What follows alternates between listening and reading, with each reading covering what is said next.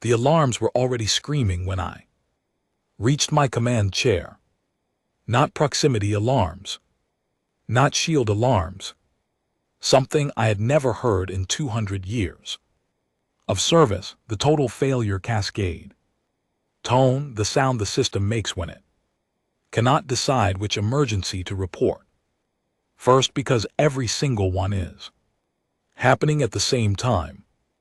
I am Commander Vreth Call of the Imperial Dominion, Supreme Fleet of the 3rd Armada, decorated veteran of 41 planetary conquests, and I want to tell you what happened at the third planet of an unremarkable yellow star at the edge of the Orion Arm. I want to tell you because I was there. I survived. And because the Emperor's court deserves to know the truth, not the version that protects careers and keeps medals shining.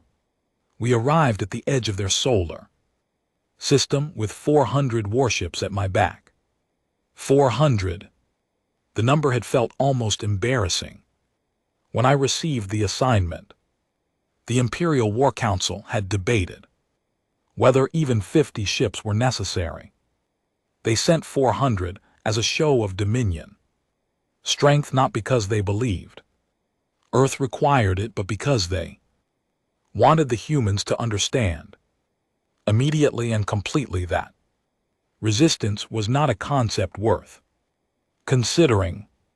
The briefing I received before departure had been thorough and deeply reassuring. Earth was a Class 4 primitive world. Single biosphere, no off-world colonies. No detected energy weapons above a certain yield threshold, no faster than light capability, no shields, no understanding of Dominion spatial technology. They had discovered the basics of atomic energy approximately 80 of their years ago and had spent a portion of that time pointing those weapons at each other rather than at the stars. The analysts at the Imperial Intelligence Bureau had been practically cheerful when they presented their findings. They are fractured, the lead analyst had told me, his 4 eyes bright with professional satisfaction. 93 distinct political entities on a single landmass system. They cannot agree on basic resource distribution. They have active conflicts in at least a dozen regions at any given time. Commander, these are not a unified species. They are a collection of arguing tribes who happen to share a planet. The moment our fleet appears above their sky, every one of those tribes will be looking at every other tribe wondering who is going to surrender first. I had laughed at that. So had the rest of the room. The Dominion had done this 91 times before. 91 species encountered, assessed, approached, and absorbed into the Empire. Not one of them had managed to present a meaningful defense. The closest anyone had come was the Velhari of the Second Kandor system, who had actually launched their entire space fleet, 43 ships, mostly research vessels, hastily fitted with weapons, directly at the Dominion Armada in what their historians would later call the Great Charge, and what Dominion historians would record simply as the Kandor Incident, a footnote, 3 sentences. I expected Earth to be a footnote too. My ship, the Eternal Mandate, was the largest vessel in the Armada, a command cruiser nearly 4 km long with enough firepower to reduce a continent to glass from orbit. Behind it, the fleet spread out in perfect geometric formation, the kind of formation that took centuries of tactical refinement to perfect. It was beautiful, honestly. I had always loved the look of it on the holographic display, all those blue markers arranged in precise expanding rings, the full might of the Dominion made visible. We dropped out of faster than light travel at the heliopause and immediately began our inward approach. The sensors came alive with data. 8 planets, one with a large natural satellite, 4 gas giants in the outer system, a dense asteroid belt in the middle, and their third from the star, a blue and white sphere roughly 14,000 km in diameter. Earth, exactly where the charts said it would be.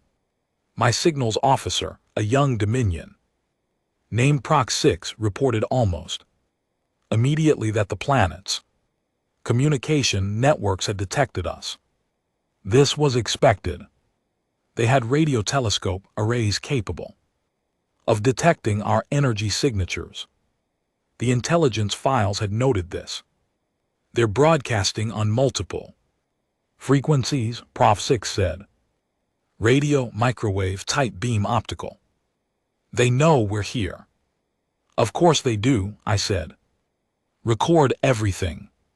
Translation teams will find it useful for the cultural absorption files. Yes, Commander.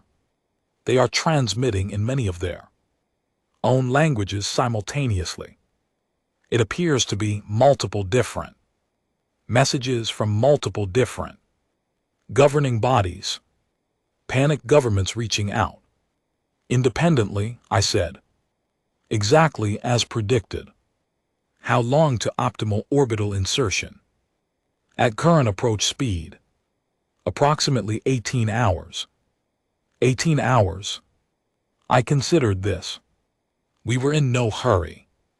In fact, a slower approach served us well. It gave the human governments time to observe the full scope of the Armada, to count the ships, to run whatever calculations their limited technology allowed, and arrive at the obvious conclusion.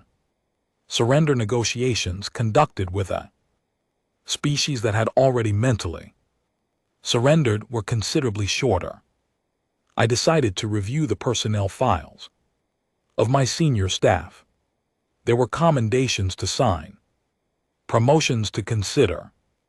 Administrative work had a way of piling up during transit, and I expected the actual conquest of Earth to take perhaps 6 hours once we achieved orbit. Planetary subjugation of a pre-contact world typically required a demonstration of force, one strike on an uninhabited area followed by a demand for communication with the governing authority, followed by the formal capitulation ceremony, which I had conducted 41 times and could practically perform from memory. I went to my quarters and read personnel files for 3 hours. Then I ate. Then I reviewed the conquest protocols one more time, less because I needed to, and more because there was something satisfying about reading plans that were about to unfold exactly as written. At hour 6 of our approach, Prof 6 knocked on my door. Commander, he said, the humans have stopped broadcasting. I looked up from my desk. All channels. Every frequency we were receiving. It went quiet approximately 40 minutes ago. I waited to confirm it was not a temporary disruption before reporting. I thought about this. It was mildly unusual. Species who panic tended to keep broadcasting, pleading, negotiating, threatening, crying. The sudden silence was not something the intelligence files had predicted. Equipment failure on their end, I said, or they've decided on a unified negotiating position and imposed communication discipline. It is actually a good sign.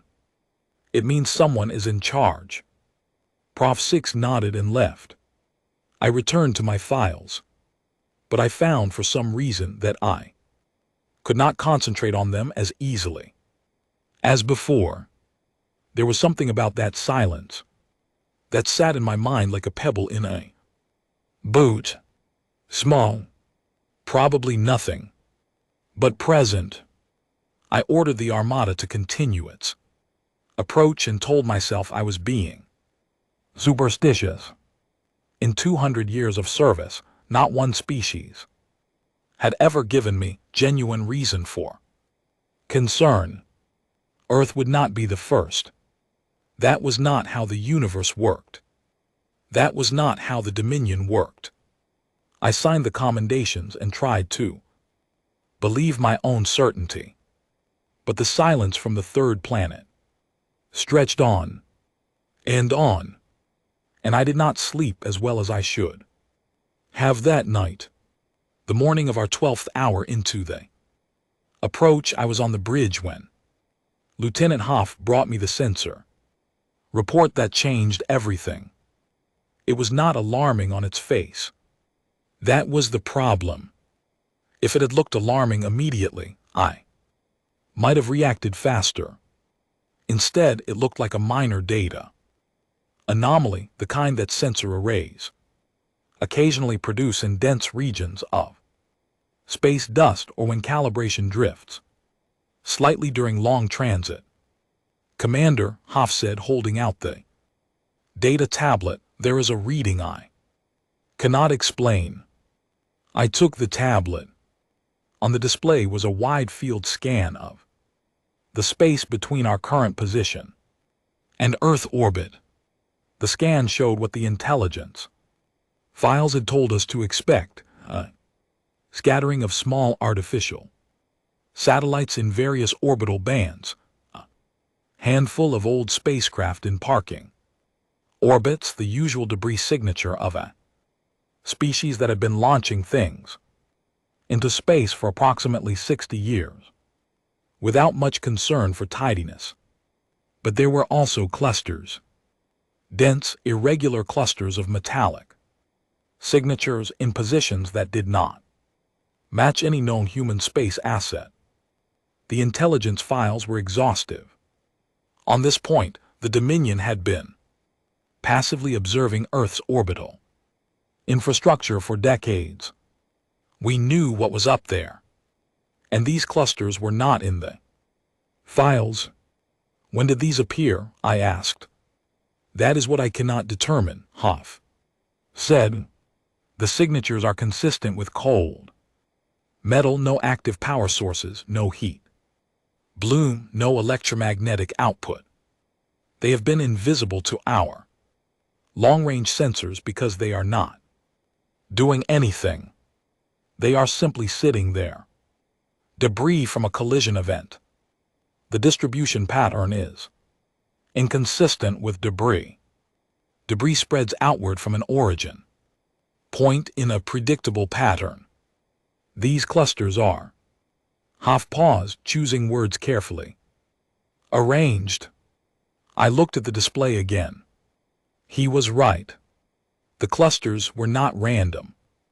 They occupied positions at varying orbital altitudes spread across multiple inclinations, covering arcs of space that, if you drew lines between them, formed something that looked less like an accident and more like a lattice, a three-dimensional lattice surrounding the approach vector that the Armada was currently traveling, and we were already inside it.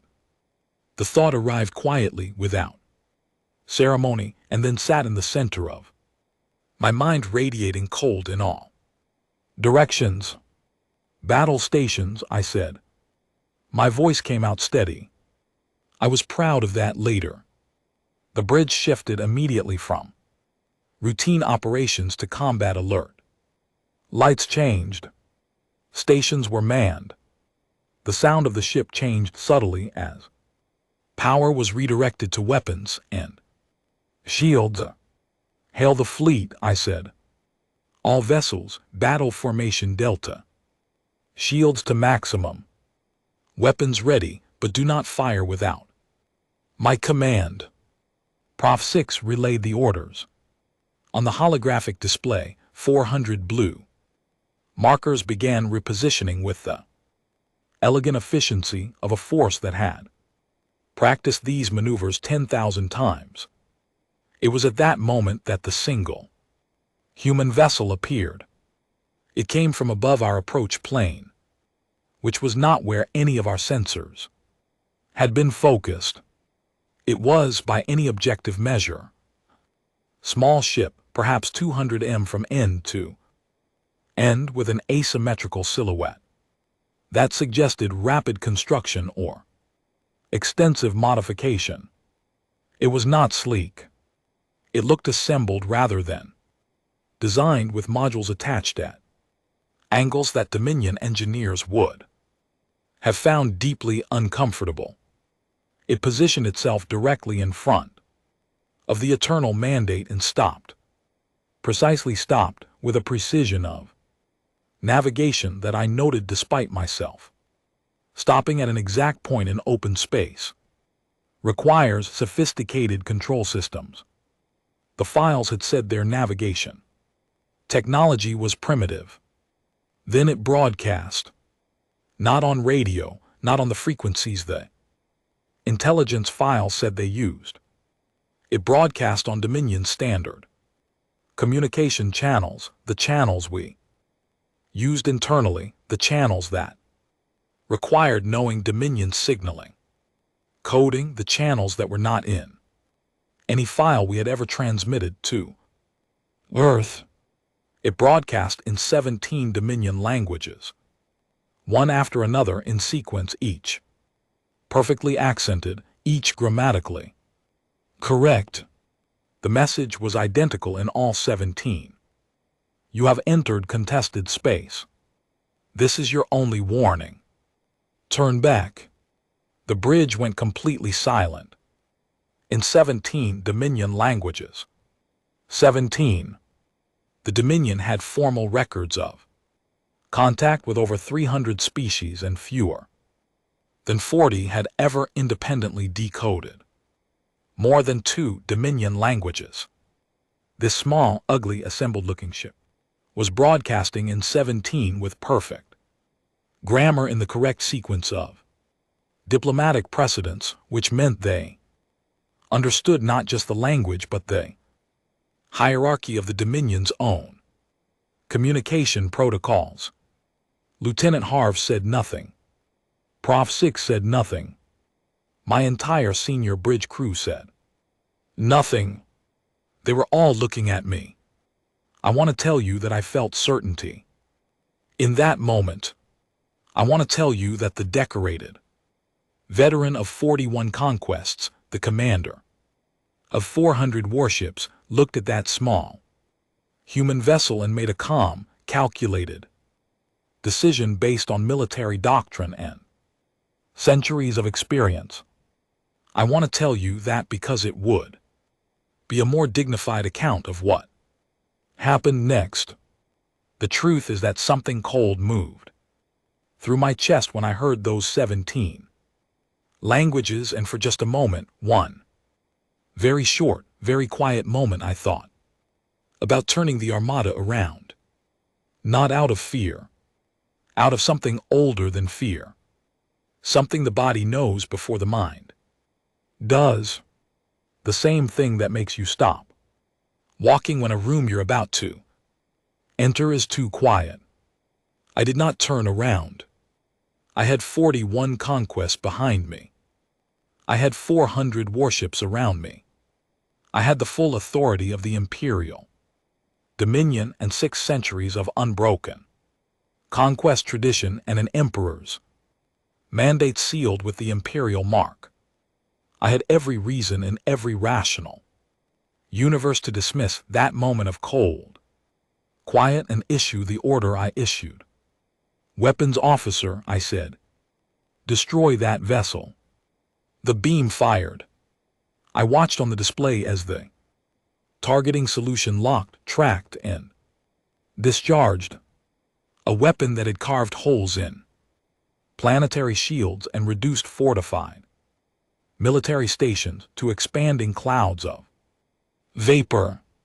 The human ship moved, not to the left, Not to the right, not backward along its approach vector.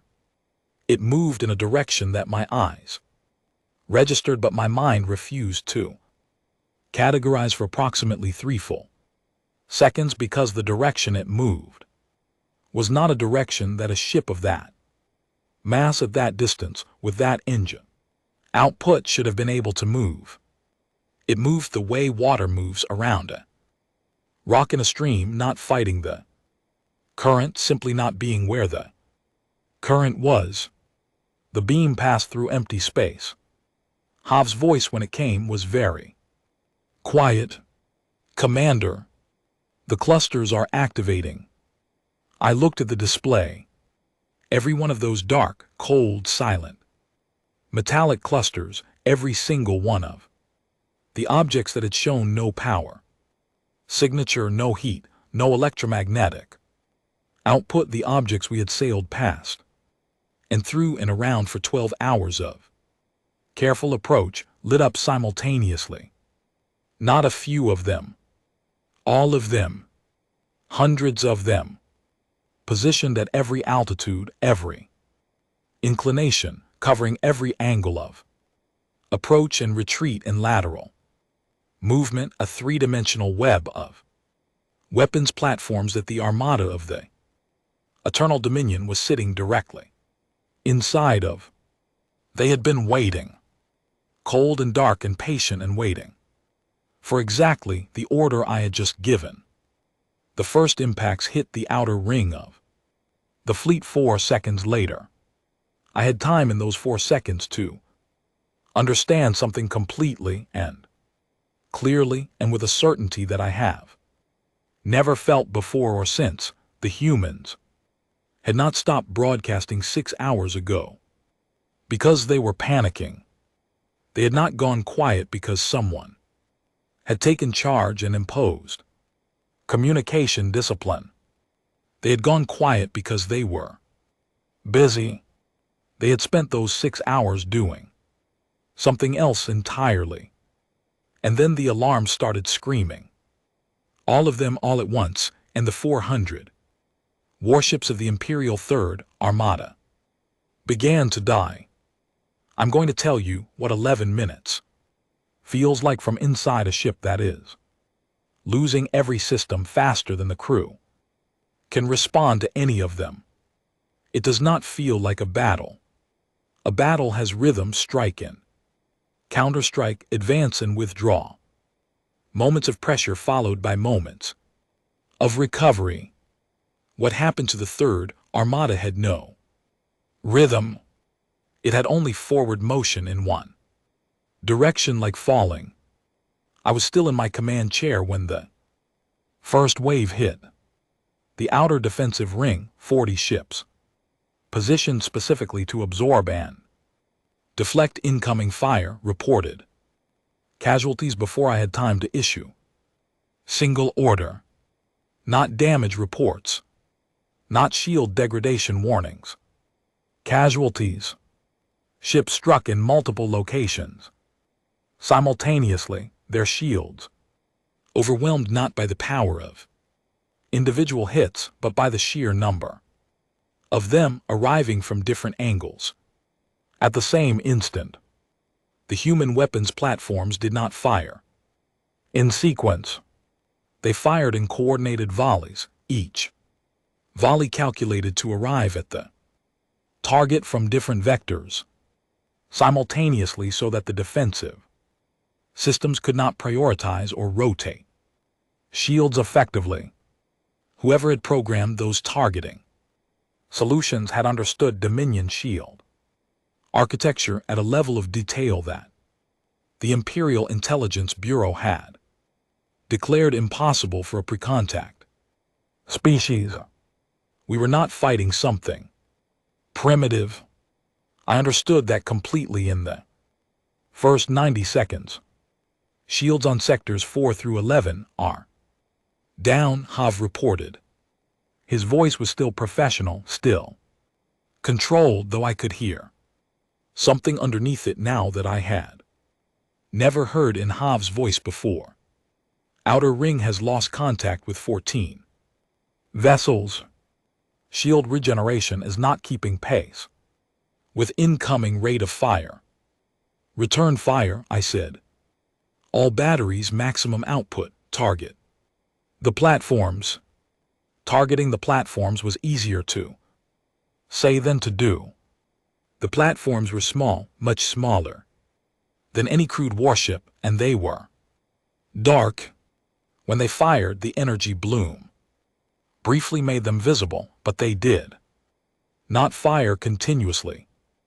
They fired in timed bursts and then went cold again between volleys, which meant our targeting systems were effectively shooting at brief flashes of light that appeared and disappeared faster than the lock could stabilize. And there were so many of them. The intelligence files had noted that human orbital manufacturing capacity was limited. That was the word they had used. Limited. What limited apparently meant was not what I had assumed it meant, because the number of platforms now active around us was not consistent with 60 years of limited manufacturing capacity. It was consistent with a civilization that had decided at some point in the last several decades that building these platforms was the single most important thing it could do, and had quietly redirected enormous amounts of industrial output toward exactly that goal. Lieutenant Hav gave me the count at the 2-minute mark.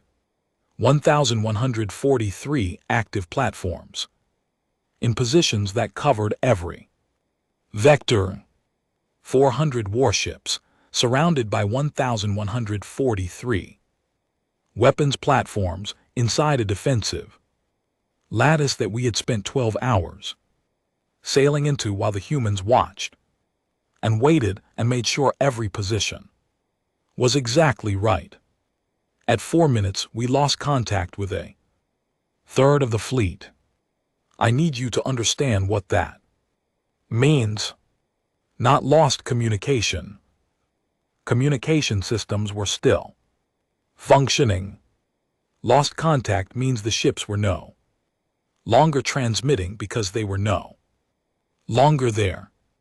A third of the Imperial Third Armada, 133 vessels, with crews numbering in the hundreds each, gone in 4 minutes. Commander Varric of the 2nd Battle Group reported in at the 5-minute mark. His voice was the calmest thing I heard that day. Commander Vrethkal, he said, the 2nd Battle Group is attempting withdrawal along Vector 7. All withdrawal vectors are covered. We are taking fire on all bearings. I am recommending we concentrate remaining forces, and then his transmission ended. Not with static. It simply ended mid-sentence. Mid-thought, as if a switch had been thrown. I did not try to hail him again. I ordered the Armada to concentrate, to pull together, to use the sheer mass of our remaining ships to create overlapping shield coverage. It was the correct tactical response to encirclement. Reduce your perimeter. Increase your defensive density, force the enemy to concentrate their fire on a smaller target instead of distributing it across a wide formation. It might have worked against a different enemy, against an enemy with a fixed number of weapons in fixed positions.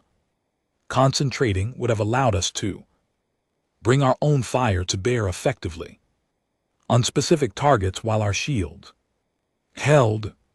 But the platforms were not in fixed positions. As we concentrated, they moved. Not dramatically, they were not fast, but enough. They redistributed, maintained the encirclement, adjusted their targeting solutions to account for our new formation.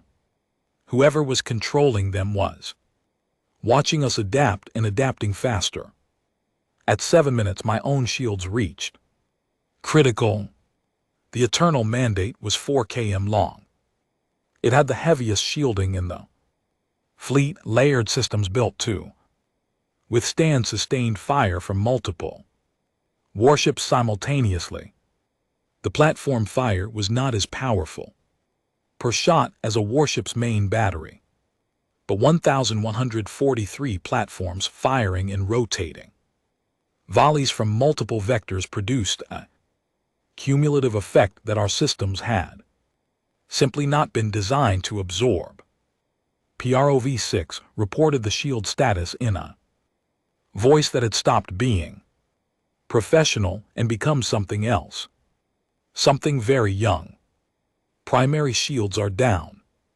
Secondary shields at 31%. Tertiary buffer is a sound he did not finish describing. Tertiary buffer is gone. All power to secondary shields, I said. Commander, if we redirect power from weapons, we lose offensive capability. Entirely. We have not hit a single platform, I said. Redirect the power. It bought us perhaps 90 seconds.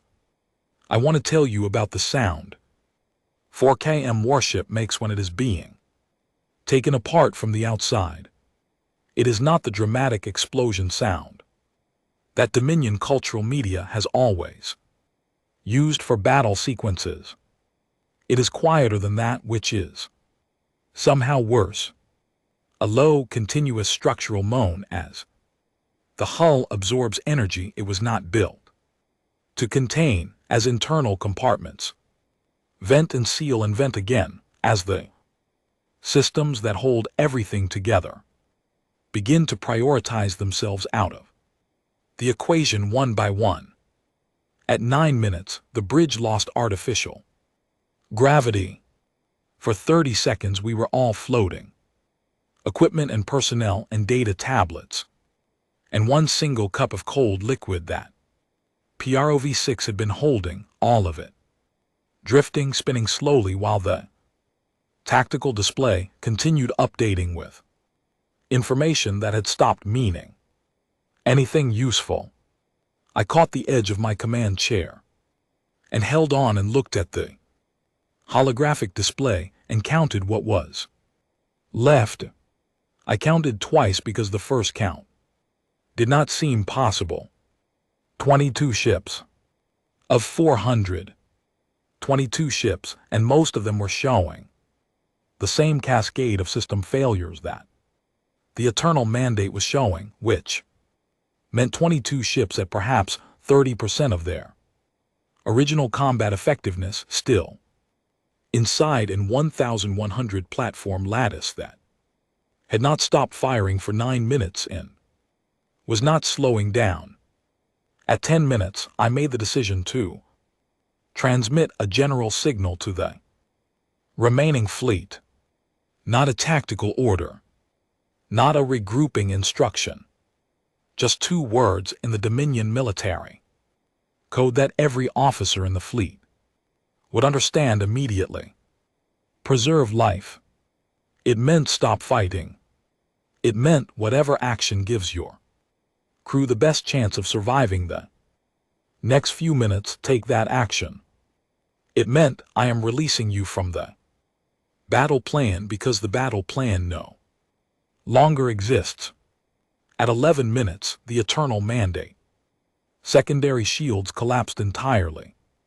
The first hull breach was in the lower decks.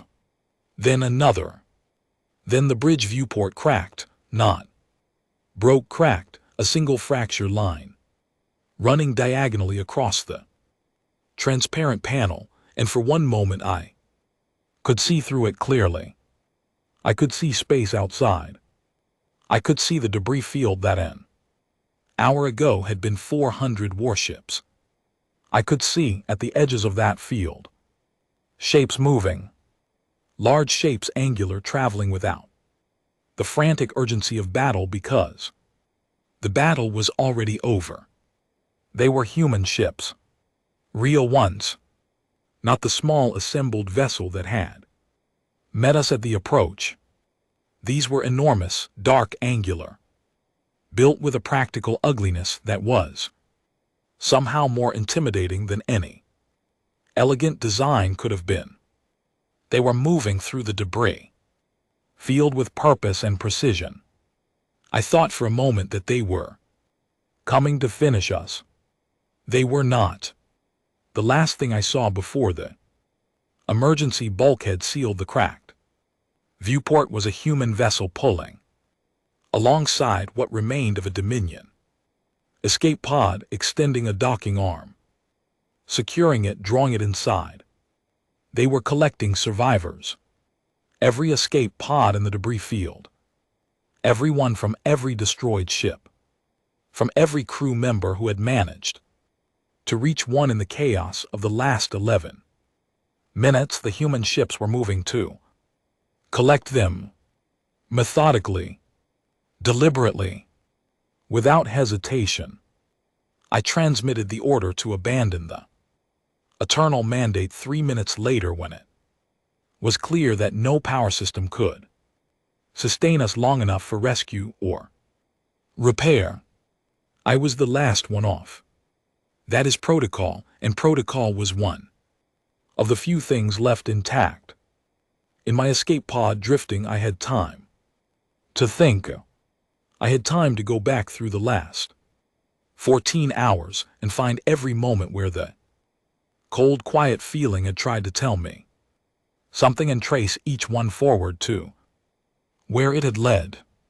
The silence at hour 6. The debris that was not debris. The 17 languages. The ship that moved in a direction physics should not have allowed.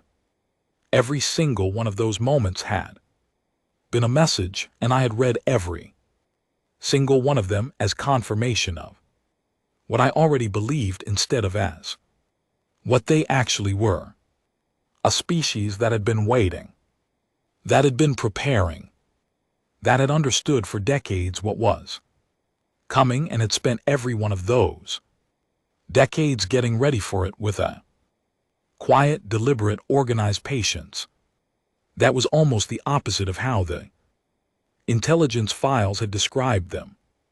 They were not fractured. They were not arguing tribes. What they were, I now understood, was a species that had spent all of its history learning to argue and fight and compete and still somehow survive at all, and had applied every lesson from every one of those conflicts to the problem of the Dominion's eventual arrival. They had not been primitive. They had been pretending.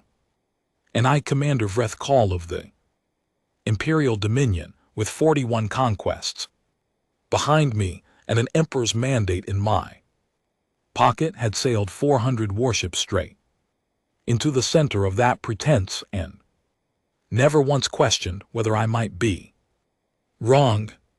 The human docking arm found my pod 40 minutes later. It was gentle. The capture was smoother than most Dominion docking procedures I had experienced. A small door opened and warm light came through it, and a human face looked in at me with an expression I could not read at all. I had always been told that when a species could not be read, it meant they were simple. That complexity of expression required intelligence. The human face was not simple. It was the most complicated thing I had ever seen. There was something in it that might have been concern, and something that might have been relief, and something underneath both of those that I had no word for in any Dominion language. They helped me out of the pod with careful hands, and the door closed behind me, and I stood in a corridor of a human ship surrounded by the low sounds of a vessel at work, and I understood with complete clarity that I was not a prisoner of a primitive species. I was a guest or a captive, perhaps the distinction was unclear, of something the Dominion had never encountered before, and the Emperor's court was going to need a very different kind of report than the one I had been composing in my head since we left home. My name is Yeen, and until 6 weeks ago, was a staff officer aboard the Eternal Mandate, and I want to be honest with you.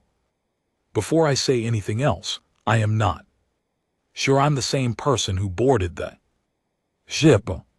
The facility where they took us was called Cold Harbor Station. I learned this from a sign on the wall in the first corridor I walked through. Not a sign for our benefit, a sign that was simply there the way humans apparently label everything, every room, and every corridor and every piece of equipment, as if they are worried that someone will forget where they are. I was not the highest-ranking survivor. Commander Vrethkel was alive, and so were several senior officers from other vessels, but we were separated during processing, gently and without explanation, and I did not see the commander again for the first 3 weeks of our stay. Later I would learn that they separated us deliberately, not to isolate us, but because they had studied Dominion command hierarchies carefully enough to know that lower-ranking officers speak more freely when they are not in the presence of their superiors. This was not the action of a species that didn't understand how power worked. The rooms were small but not uncomfortable. A sleeping surface, a sanitation unit, a table, a chair, a window. The window looked out over a large body of water that caught the light in the early hours of the human day and turned colors I had never seen before. I spent a great deal of time at that window. There was nothing else to do, and the colors were genuinely extraordinary. They fed us 3 times a day. The food was not Dominion food. Chemistry was different, the flavors were different, but the nutrition was correct.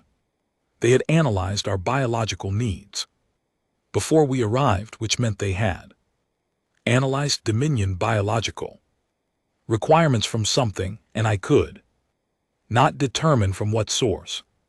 We had never shared the data with any species. They had figured it out independently, with enough accuracy that none of the 6,000 survivors at Cold Harbor showed any nutritional deficiency in the first week. On the 4th day, the guard outside my room, a young male human with a calm face and very still hands, named Oliver, according to his identification badge, opened my door at the usual feeding time and stepped aside to reveal a second person standing in the corridor behind him. She was taller than Oliver, with dark hair pulled back from her face, wearing different clothes than any of the facility personnel I had seen so far. Not a uniform exactly, but deliberately chosen, presenting an impression of casual authority. She was carrying a printed document under one arm and a cup of something warm in her other hand, and she looked at me with the same complicated expression I had seen on the face of the human who had opened my escape pod.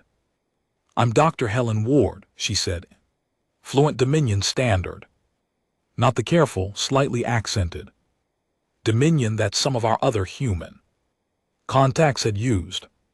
Fluent, comfortable, the Dominion of someone who had been speaking it for a long time. "I am a researcher. I study Dominion social organization and governance structures. I am not here to gather military intelligence. I would like to talk to you if that is acceptable."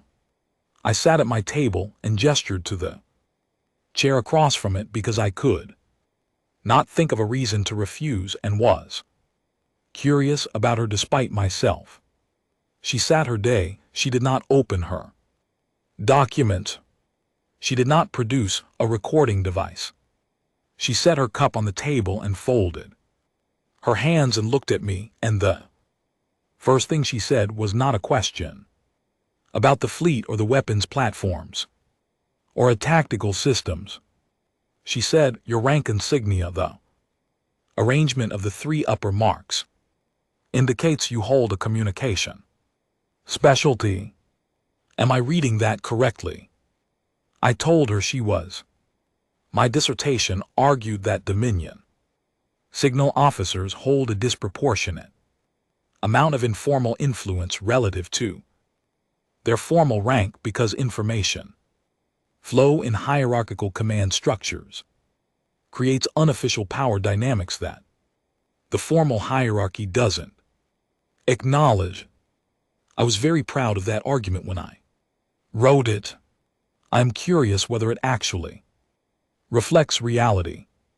I looked at her for a moment. Your dissertation? Yes. You wrote a dissertation on Dominion command structure. I wrote 4 papers on Dominion command structure, she said with the small expression that I was learning was called a smile. The dissertation was the longest one, 800 pages. It took me 6 years. And when did you begin writing it? I started the research when I was 24 years old. She picked up her cup. That was 19 years ago. 19 years ago. I did the calculation automatically. 19 years ago, the Dominion's nearest approach to the Sol system, our first genuine scouting mission, conducted under deep skin protocols that we had believed were undetectable, had taken place. You detected our scouting mission, I said. She did not look surprised that I had made the connection. We detected an anomalous gravitational signature consistent with a large artificial object traveling faster than light. Our physics at the time couldn't explain it. It was classified at the highest levels of about 30 different governments simultaneously, which was actually remarkable given how often those governments disagreed about everything else. She paused. It was the first time in recorded history that every nuclear-armed nation on Earth made the same decision on the same day without negotiating about it. First, what decision? To prepare, she said simply. To use whatever time we had to get ready, because we had no way of knowing if the next ship would be curious or hostile, and we couldn't afford to be wrong. This was the moment I began to understand that everything I had believed about Earth was precisely backward. We had looked at their conflicts and seen weakness. We had looked at their divisions and seen vulnerability. We had looked at a species that spent its own history in constant struggle and assumed that struggle had made them fragile. We had never considered that it might have made them very, very good at surviving. Dr. Ward came back every day after that. She never asked about military systems. She never asked about fleet deployment, or weapon specifications or shield technology.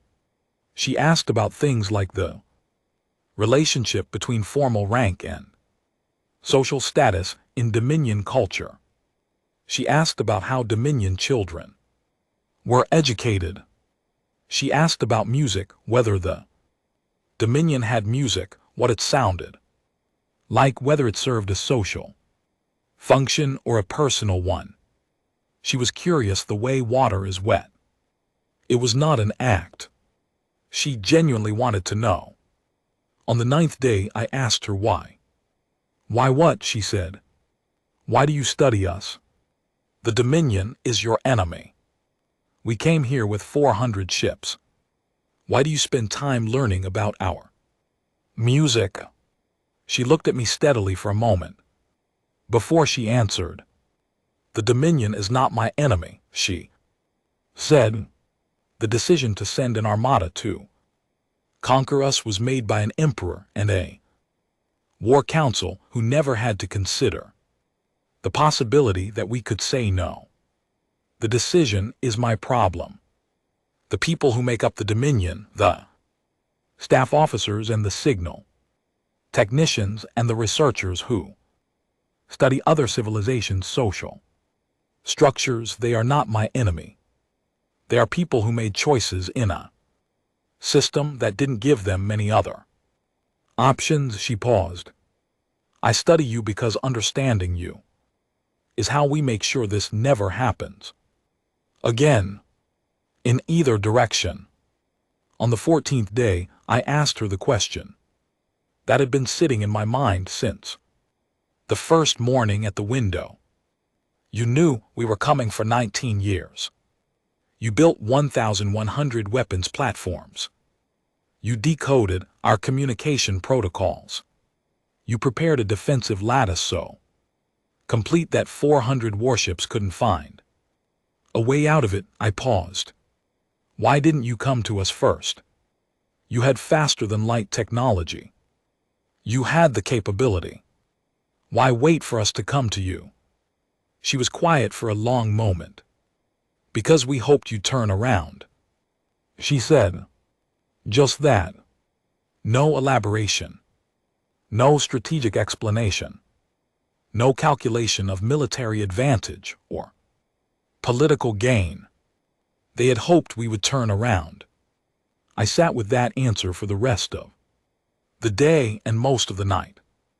I thought about the Dominion War Council in their chamber looking at Earth and seeing a primitive species not worth a serious military force. I thought about the scouting report that had sat on the Emperor's desk and been summarized in 3 sentences. I thought about the intelligence analyst with his bright eyes telling me they were arguing tribes who couldn't agree on resource distribution. They had detected us 19 years before we arrived.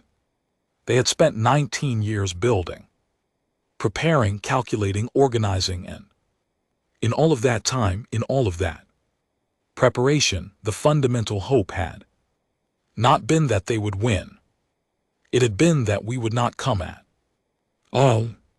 The 6th week brought a change in the facility's routine. The other Dominion survivors began appearing at shared meals, not all at once, in small groups quietly in a dining hall that had clearly been arranged to allow accidental proximity without forced interaction. I saw faces I recognized from the Armada. Some of them looked like I imagined I looked. Some of them looked worse. Commander Vreth Skull was not among them. On the day before our scheduled departure, they had told us we were going home, all 6,000 of us. Unconditional return, no delay. Dr. Ward came for a final conversation. She brought a document this time. She set it on the table between us. It was a single sheet. This is the only thing we are asking you to take back, she said. It's a formal declaration. It states that Earth considers this engagement resolved. It states that we have no hostile intentions toward any Dominion world or citizen. It requests that the Dominion acknowledge the result of this engagement and refrain from further expeditions to the Sol system. I looked at the document.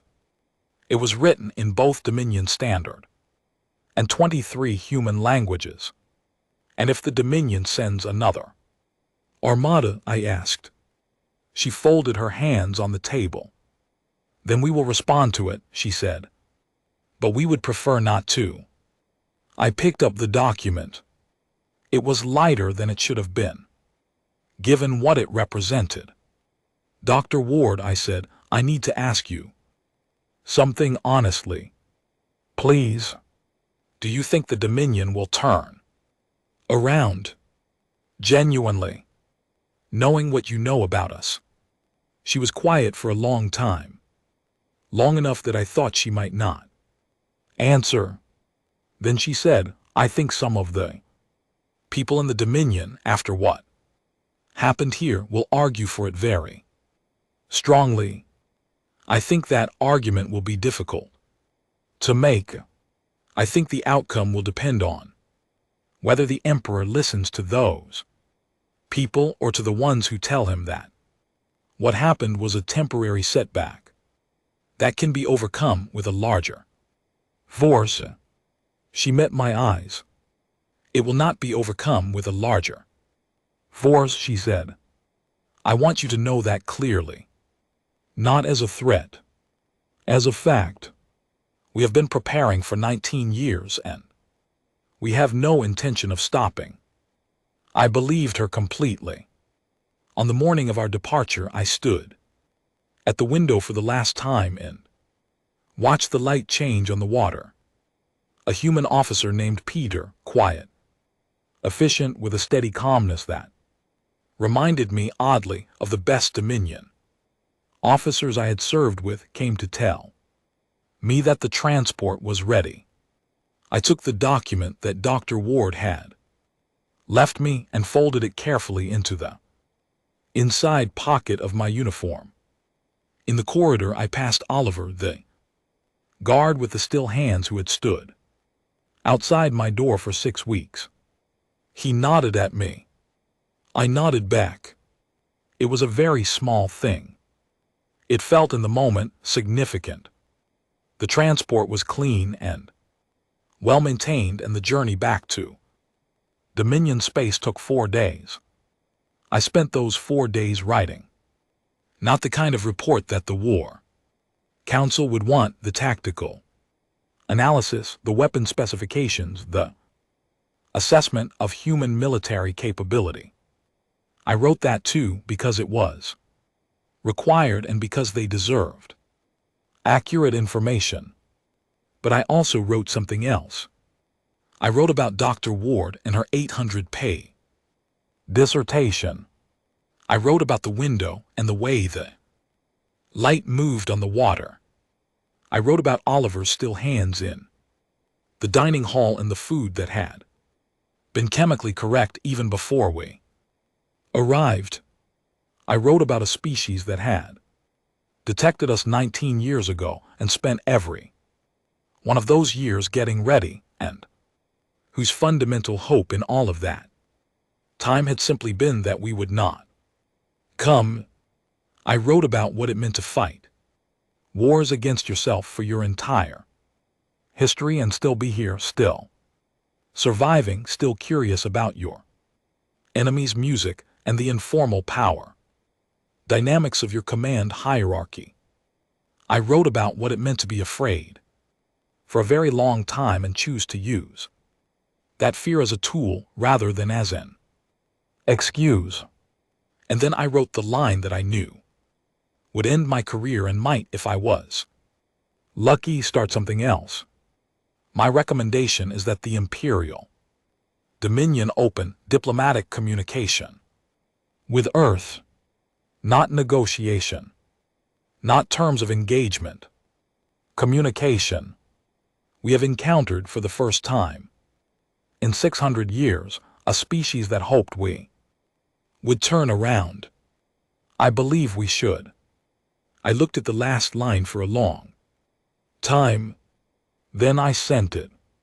The War Council chamber in the Imperial capital is built to be overwhelming.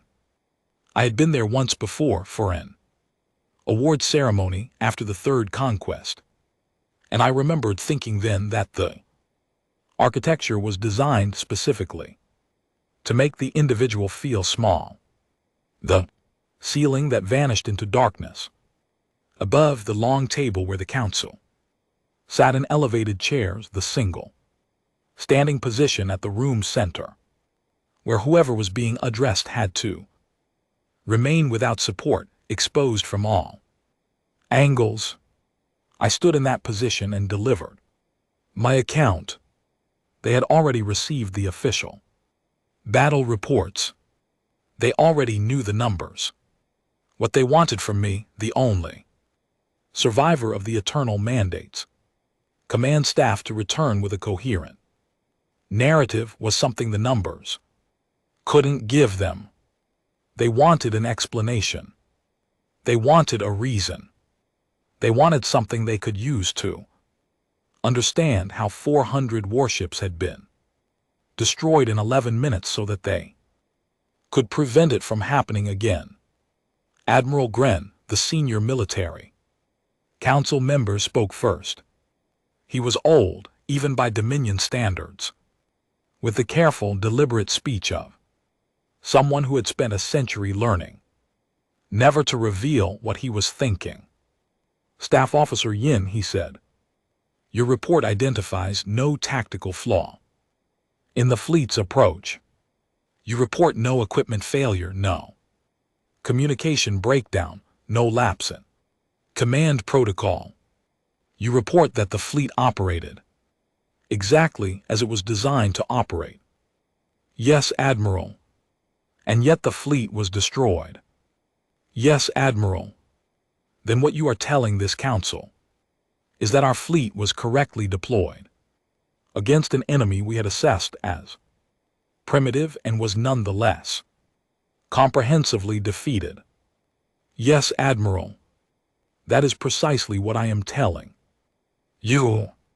There was a silence around the long table that had a texture to it like something just before a storm. Explain to this council, Gren said, how a species with chemical propellant, rockets and primitive atomic technology managed to destroy 400 of the most advanced warships in the Dominion. I had prepared for this question. I had spent 4 days on the transport, preparing for it, and several more days after returning preparing for it, and I want to tell you that my answer was eloquent and comprehensive and strategically framed. It was not. It was the truth, stated plainly, because I had spent 6 weeks in a room with a woman who studied things honestly, and I had come to believe that honesty was the only response that served anyone. They did not have chemical propellant, rockets and primitive atomic technology, I said. They had that infrastructure visible on the surface.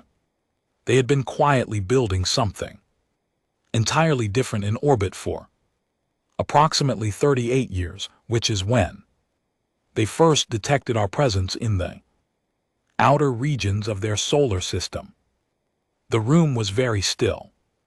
The intelligence files were compiled from long-range passive observation, I continued. They accurately described what Earth looked like from a distance. They did not account for the possibility that Earth was aware of our observation and was deliberately presenting a specific appearance. Admiral Grain's expression did not change. The expressions of the other council members changed slightly in different ways, none of which were reassuring. You are suggesting, he said carefully, that a pre-contact species with no experience of interstellar civilization successfully identified and countered our surveillance protocols. Yes, Admiral. And built a hidden orbital infrastructure over a period of decades. Yes, Admiral. And decoded our communication systems. Yes, Admiral. Without any outside assistance. I paused. I cannot confirm or deny outside assistance. What I can tell you is that Dr. Helen Ward, the human researcher who interviewed me during our detention, indicated that they had reverse engineered our faster-than-light propulsion concept from the gravitational signature of our first scouting mission. She said this casually, as if it were obvious. The council member to Grain's left, I did not know her name. She held no rank. Insignia I recognized, said something quietly to the member beside her. I could not hear it. "What is your assessment," Grain said, "of Earth's military capability relative to the Dominion?" This was the question I had been most afraid of and most prepared for. My assessment is that 1,143 weapons platforms operated with the tactical sophistication they demonstrated are not the limit of Earth's defensive capability. They are the capacity Earth chose to reveal. I believe they have additional assets they did not deploy. On what basis do you believe that? On the basis that they did not pursue the remaining 22 ships when those ships withdrew. 1,100 platforms against 22 crippled vessels could have achieved complete elimination of all survivors. They did not attempt it. They stopped firing at the same moment the last intact vessel crossed a specific distance threshold, a threshold that I believe corresponds to a calculated decision about how much force to use, not a limit of available force. Silence again. They chose to let survivors go, I said. They collected our escape pods. They held 6,000 prisoners comfortably, returned all of them unconditionally, and sent back a single-page document requesting that we not come back. I paused. This is not the behavior of a species that fought to the limit of its capability. It is the behavior of a species that used exactly as much force as it decided was necessary and then stopped. Deliberately. Admiral Grain looked at me for a very long moment. "And your recommendation, Staff Officer Yin, based on this assessment?" I had rehearsed this part most carefully, not because I was uncertain of it, but because I understood that how I said it might matter as much as what I said. My recommendation is that the Dominion not return to the Sol system with another military force, I said. Not because we lack the capability to construct a larger armada. Not because I believe Earth is invincible, but because the strategic calculus does not favor it. Earth has had 19 years to prepare for one armada. Every year that passes increases their preparation time for the next one. The advantage of surprise that we might have held 19 years ago does not exist. The advantage of technological superiority that the intelligence files assumed we held has been demonstrably eliminated, and the cost to the Dominion of another failed engagement in ships, personnel, in Imperial credibility across 91 subject worlds would be significant. I stopped. I took one breath. But that is the tactical recommendation, I said. I also have a different one. One that is not tactical. The Council waited. The humans returned 6,000 Dominion soldiers without conditions. They sent a message asking us not to come back rather than a declaration of war. They could have held us as leverage. They could have threatened us. They have a researcher who has spent 19 years studying Dominion government structure, which means they have been preparing for diplomatic engagement as long as they have been preparing for military engagement. They gave us every possible opening to choose something other than another conflict. I looked at the long table at all those faces that I could not read any better than I had been able to read Dr. Ward's. On that first day, they hoped we would turn around, I said, at every possible stage. They built weapons and they hoped we wouldn't make them use them. They kept every one of our people safe. and they hoped we would understand what that meant. They are offering us something the Dominion has not been offered in 600 years, a species that wants to deal with us rather than be conquered by us. I reached into the inside pocket of my uniform and placed a single sheet document on the floor in front of me, because there was no surface to put it on in the center of the room. They asked us to acknowledge the result and refrain from further expeditions. I am asking this council to do more than that. I am asking you to respond, not with another armada, with a message. The silence lasted a very long time. Admiral Grant picked up his own document from the table and looked at it for a moment that stretched. This council will deliberate on your recommendations, he said in his careful, revealing nothing voice. You are dismissed. I walked out of the chamber. My footsteps on the stone floor were very loud in the quiet. Behind me, I heard voices beginning low and quick and urgent, and I did not try to hear what they said. In my quarters that night, alone with the lights low, I wrote in a private record that I have kept since childhood. I write in it when I need to understand something. Sometimes the writing itself is the understanding.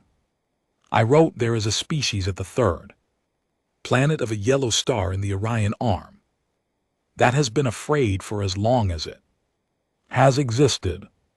It grew up on a world that tried to end it in 100 different ways: ice, ages, collisions, the unpredictable violence of its own biology, the constant competition of a crowded, complicated ecosystem. It survived all of it. And then it survived itself, century after century, conflict after conflict, each one leaving it more practiced at the thing it most needed to be practiced.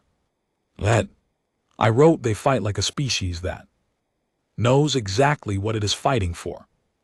And they stopped fighting the same way. The precision with which they went to war and the precision with which they stopped it are the same precision. They did not get lucky. They have been preparing for everything, including the part after the fight. I wrote, the Dominion has never met a species that hoped we would turn around. I did not know, until I heard it said plainly, how much that would matter to me. I did not know that it was possible to be a military force and also be hoping genuinely that the force would never be needed. I wrote, I have filed my recommendation. I have told the truth. What happens next is the council's decision, and then the emperor's decision, and then history's decision. I wrote, I hope they turn around. And then I closed the record and lay back on my sleeping surface and looked at the ceiling in the dark and thought about a window and a body of water and light that moved across it in the early hours of an alien morning, and a woman with a cup of something warm and 800 pages of careful, honest research who had looked at the species that came to conquer her world and chosen to understand it rather than hate it. The Dominion had spent 600 years being the thing that other species were afraid of. We had taken pride in that.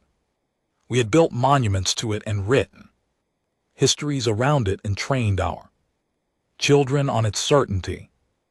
I had met the species that was not afraid of us, not because they were naive or unaware of the danger, but because they had taken their fear and turned it into something else entirely, something patient and careful, and prepared, and still, underneath all of it, hopeful.